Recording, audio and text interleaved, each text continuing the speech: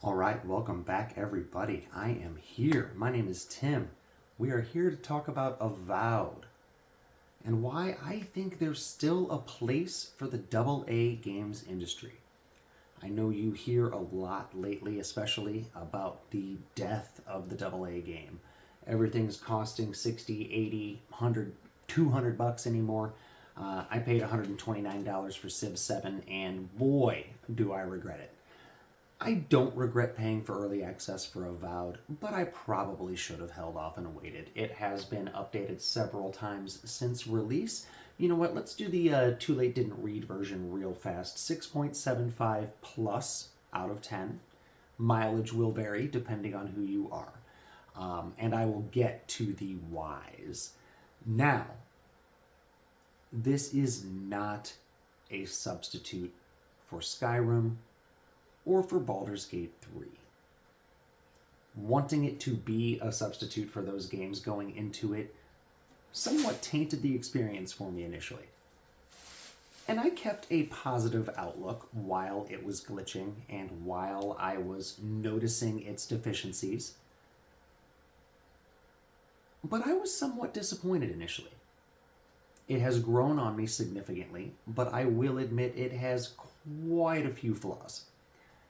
We're going to get into them here in just a moment. The biggest flaw that I've noticed, aside from the fact that it just doesn't run very well on lower equipped machines, I have to assume the Series S doesn't run great.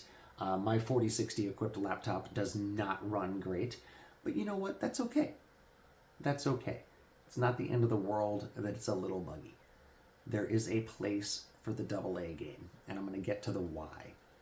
What it doesn't have in depth, and when I say it doesn't have depth, I mean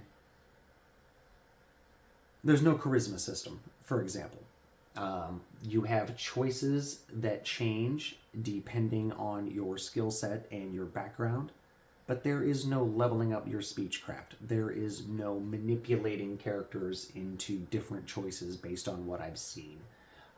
Let's see, there is no thievery. Anything that is available to be picked up can be picked up with no consequence that I've seen so far. Despite some of these shortcomings, there are no what's the word I'm looking for? There are no guilds. There are no significant chains of side quests that I've noticed so far. It's still enormously fun. The combat doesn't have, I don't want to say depth. Depth isn't quite the right word. It doesn't have the depth of Baldur's Gate 3 or of Skyrim, but it does have its own unique depth. It has hotkeying your different companions' abilities and your special abilities. Your ranger ability or your melee ability or your mage ability. There are essentially only 3 playstyles, although you can sort of dual wield the playstyles. I have leaned very, very hard into ranger on my first playthrough, and I'm enjoying it quite a bit so far. There are a lot of, slowdown and status effect style attacks and abilities associated with the ranger class, along with stealth. And that is a style of gameplay that I just enjoy. The combat is a lot faster paced than the Elder Scrolls or Baldur's Gate 3. It is more arcadey. It is a little bit more loosey-goosey, if that makes sense. I enjoy it quite a bit. There is a degree of frustration to it because it does have its quirks. But what it lacks in depth, it makes up for in style. This is closer to a combination of their previous work on The Outer Worlds and another AA game by a different studio called Greedfall. Greedfall is a fantasy RPG series made by, I believe it's Spider Interactive they're called. They do a fantastic job as well, and they're lower budget, just like Obsidian is lower budget than Bethesda. You have to know that this was made on a tenth, if not less, of the budget than the next Elder Scrolls is going to be made on. And I'm not going to fault it for not having all of that depth. Was it disappointing initially? Is it still disappointing at times? Yes. but it shouldn't be. It shouldn't have to be what it's not. Spider Interactive, Obsidian. What's the one that makes the Trails games? Falcom, Nippon Ichi. All of these different smaller studios still have their niche audience. They still have stories to tell. They still have gameplay to deliver. And it's fun. It's fun.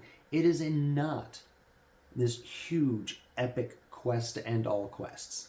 In fact, the story's relatively blasé. It's colonials versus natives. It is industry versus nature. It is nature versus nurture. There are pretty standard, typical fantasy story on a little island on a fantasy world, but it's cool. It's colorful. It's vibrant. Some of the characters are interesting. Some of them fall flat. In fact, I would say more fall flat than are interesting. But it's a video game. They're not all supposed to be The Last of Us's or insert other emotionally charged game. They do a good job with what they have. And yes, it can be buggy and inconsistent at times.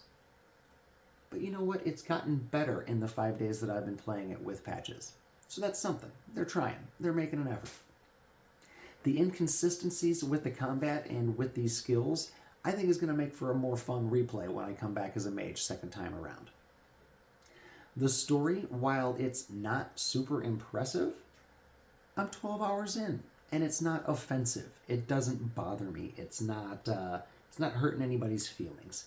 And while, yes, there are some strange gameplay quirks, like having to collect every sapling in the goddamn world so that you can upgrade your weapons enough to do any real damage against the enemies. By the way, if that mechanic bothers you, dial the difficulty down one. I haven't yet, but I'm considering it. I'm told that completely eliminates the need to have to upgrade your weapons, or at least very, very much minimalizes or trivializes it. So, a little gameplay tip for you there if that particular quirk of the game pisses you off. That boss was moderately difficult. He took me 2 or 3 tries. Kind of a pain in the ass, if I'm being honest. Kind of a pain in the ass. And I do like a fantasy setting that allows for gunpowder. It's pretty fun. So yeah, that's my review of The Outer World, or did The Outer Worlds. My review of Avowed. And my review of the AA game industry in general. I think there's still a place for it.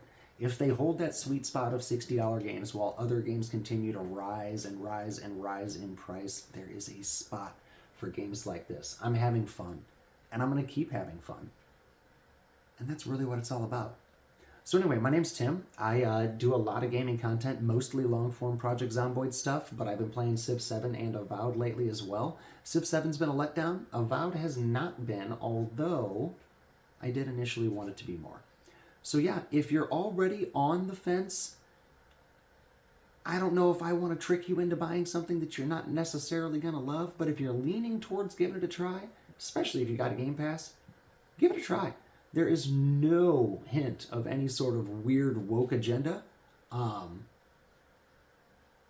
There's a lispy character. If that bothers you, I don't know, man. It's 2025. You probably got to get over yourself. Yeah, give it a try. Give it a try. And give my channel a try. My name's Tim. I do long-form videos, mostly about video games and occasionally about my cat widget and sometimes about other nerd stuff. So give me a sub. I'm shooting for 1,000 by summer. And yeah, I'm really enjoying this so far. Take care.